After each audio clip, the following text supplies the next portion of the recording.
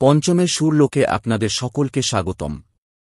আজ রাহুল দেব বর্মনের জন্মদিনে তার সম্পর্কে কিছু কথা আমরা জানব। চলুন শুরু করা যাক। 1939 সালের 27 জুন কলকাতার এক সঙ্গীত ভরা পরিবারে জন্ম নিল এক ছেলে, নাম রাখা হল রাহুল দেব বর্মন। কিন্তু সবাই ভালোবেসে ডাকত পঞ্চম। কারণ ছোটবেলায় সে কান্না করলেও 5 বার হাঁ বলত। এই অদ্ভুত অভ্যাস থেকেই তার নামের পাশে বসে গেল পঞ্চম। তার বাবা ছিলেন কিংবদন্তি সঙ্গীতকার শচীন দেব বর্মন।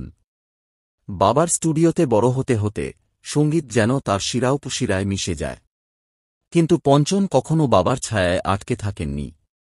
তিনি স্বপ্ন দেখতেন নতুন কিছু করার, নতুন রং মেলানোর। ছোটবেলাতেই সে হারমোনিকা বাজাতে শিখেছিল, আর খুব অল্প বয়সেই অসাধারণ কিছু সুর বাঁধতে শুরু করেছিল।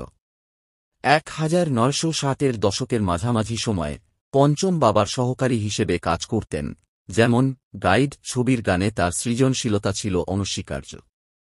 তবে 1966 সালে তিসরি মঞ্জিল দিয়ে তার নিজের কেরিয়ারের যাত্রা শুরু হয়। পরিচালক নাসির হুসেনের ছবিতে তিনি এমন একটা বিপ্লব আনেন যে হিন্দি ফিল্ম মিউজিকের ধারা একেবারে বদলে যায়। গিটার, ওয়েস্টার্ন ড্রাম, শারফ গিটার, রক এন্ড রোল এইসব কিছুর অনবদ্য মিশ্রণ ঘটালেন তিনি। আর কণ্ঠে ছিল কিশোর কুমার, আশা ভোঁসলে আর লতা মঙ্গেশকর।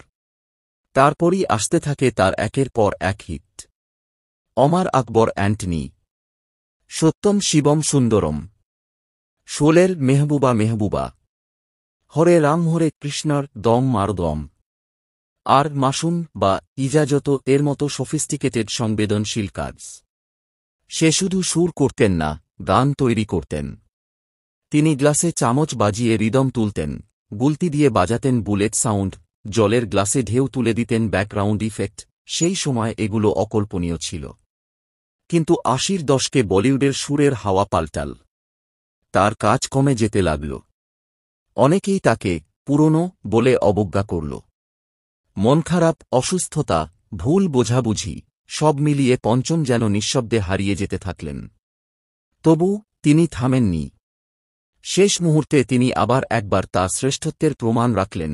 1994 সালে মুক্তি পেল 1942 এ লাভ স্টোরি। এই সিনেমার প্রতিটি গান যেন তার হৃদয়ের শেষ ভাষ্য। এক লাটকি কো, রোজ শাম আতি থি বা পেয়ার হুয়া চুপকে সে, প্রেম, যন্ত্রণা, আশা, বেদনা সব মিশেছিল।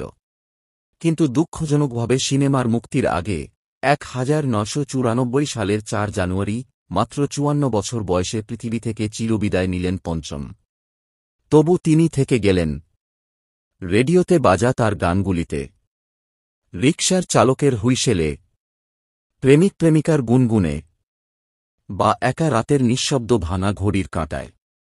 রাহুল দেব বর্মন ছিলেন কেবল একজন সঙ্গীত পরিচালক নন, তিনি ছিলেন এক সুরের বিপ্লব, যার ধ্বনি আজও জীবিত।